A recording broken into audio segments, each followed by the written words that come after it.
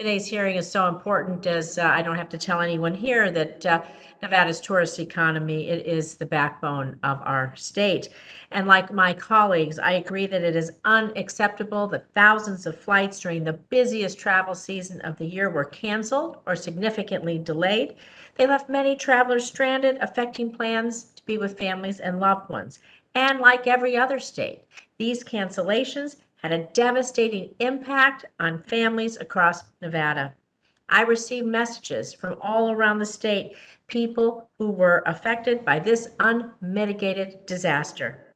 One gentleman wrote to me about spending all of Christmas Day at the Reno Tahoe airport after multiple flight cancellations, going back at 4 a.m. on Christmas Eve morning. Another constituent emails me about cancellations, stranding his family on the way home to Las Vegas cost him more than $3,000 in alternative transportation and lodging.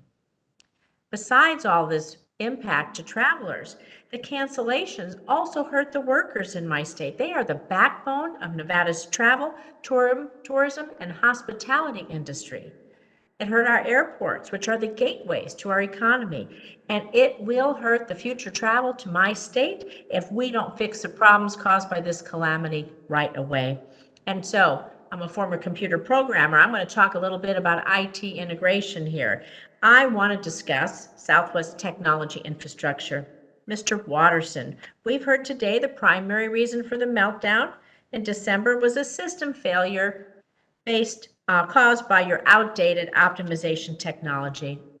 Well, I know when you mix a decades-old IT system that the airline's outgrown with a staffing shortage and winter storms, the busiest travel season of the year, the end result, well, we know what it was, over 15,000 flights canceled, people sleeping in airports, people missing holidays or medication, so on and so forth.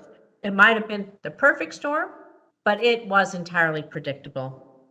So, Mr. Watterson, in addition to the upgrades you plan to make as a result of this incident, does Southwest have a long-term plan for what is your plan for long-term technology, for the integration of these outdated systems?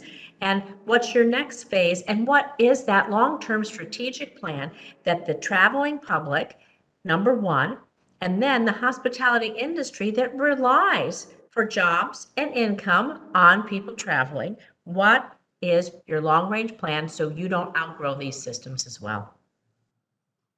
Thank you, Senator.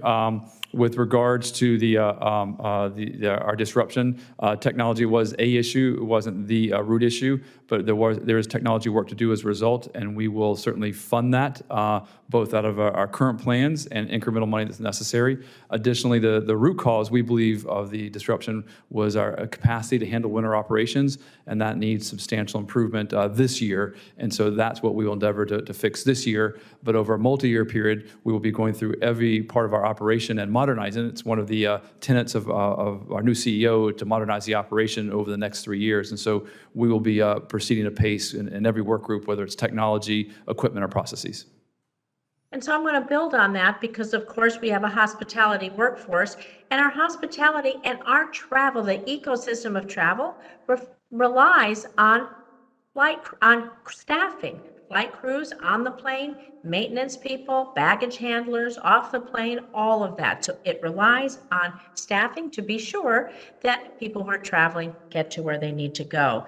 So can you talk about your staffing a little bit? How is the disruptions over the holiday season, how it impacted your pilots, your flight attendants, other airline employees, like I said, baggage handlers, gate agents, and the like?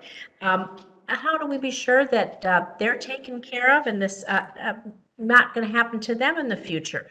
Did you reimburse them for all the accommodations and meals, transportation if they were stranded? Thank you, Senator. Our people were the hero of the event. They showed up. We had absolutely no problem with attendance nor service, and so we're very grateful for our people showed up. There's no way we can give back the time that was taken from them, but we were able to show them some gratitude with incremental pay, and then we're going to be involving them in our efforts to make sure this doesn't happen again. I think that's probably the biggest thing we can do.